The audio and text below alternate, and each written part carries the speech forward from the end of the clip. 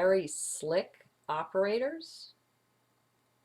Yes, I know. Many truly spiritual people and even ET beings are involved.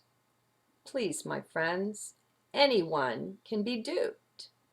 To the extent that one is not perfectly pure, to the extent that one has possible development remaining, and come on, that includes every being but Prime Creator, one can be duped. As I have said in another journal, being duped is not necessarily even a bad thing. It can be a real learning experience and something even plotted intentionally into one's divine plan. I've noted that. Okay, now pardon me. You're just going to have to put up with some clicking. Okay. Even plotted intentionally into one's divine plan. I am not even speaking out against that. I'm not asking anyone to take any action, but to observe and disidentify. I'm just saying back off. Let this issue cool down. Get yourself some distance. Give it some time. Put it in your heart and request some truly divine guidance on it. It will come. It is available, but you will not be able to hear it, to perceive it, if you don't back off. Disidentify, in other words. By your belief in this whole scenario, you are helping to bring it about. You are creating this thing. You can bring it on yourself. This is how it is done, by this intensity of belief and the emotions that go with it. That's part of how we're being manipulated. Just look at that. That's all I'm saying. I will support you whatever you do.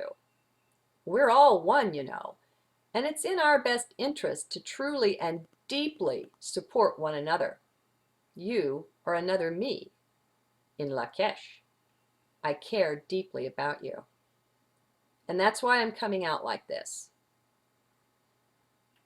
You can imagine, or some of you can, some of the resistance I'm getting for it. I say, so what? Only bullies behave like that. Do you remember what I said earlier about how to tell the good guy aliens from the bad ones? You cross them. You go against what they say, what they want. Then you find out. So, this has gone long, but it had to. The subject matter was too important to care about YouTube's 10-minute deal. I have never yet looked at a clock to time myself for these things anyway. It goes how long it goes. We are all great cosmic beings of light, my friends. We do not need rescuing. Mentoring, yes. Rescuing, absolutely not. That's my take on things. Now, you make up your own mind. Don't trust me or anybody else to make it up for you. Please, friends, we each have to do this work in the laboratory of our own being. No one else's work is going to stand in for your own. No one else will stand with you either when you cross over. We do that alone, and we fail or pass each test the same way on our own. No cheating allowed. This, too, is a big part of taking responsibility.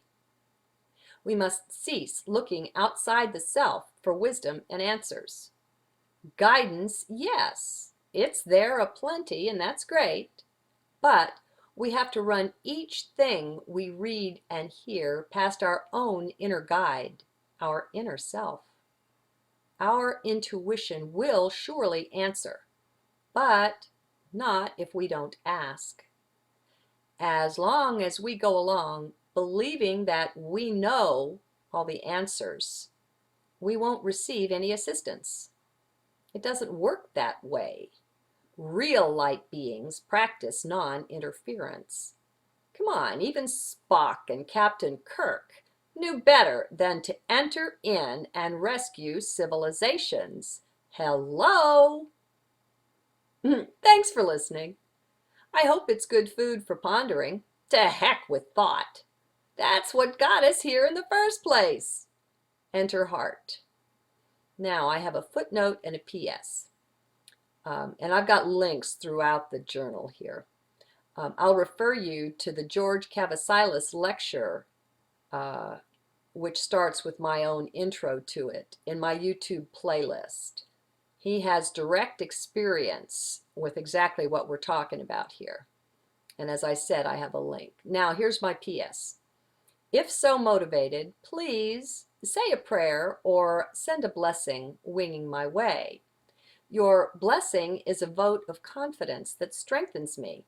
Even if you disagree with what I've said, you can see how this message could rather irritate some who don't have much of a sense of humor about it. I appreciate your heart's support. We are one. Thank you.